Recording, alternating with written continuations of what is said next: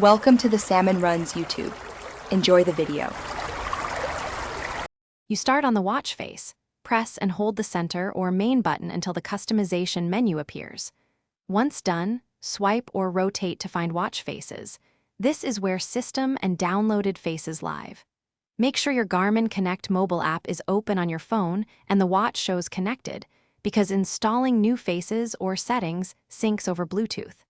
If you already have a preferred face downloaded, you can jump to it now. Otherwise, stay here to browse built-in options. You preview a face by tapping it.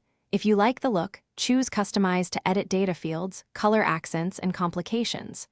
While customizing, think about the most useful metrics for you: step count, heart rate, battery, and arrange them for quick glanceability. Use short taps for field selection and swipes or the side buttons to cycle options. This gives you precision without losing context.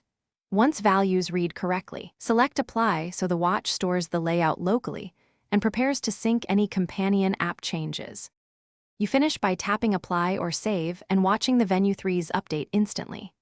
After that, open Garmin Connect on your phone to sync additional faces, IQ Store purchases, or long-form settings.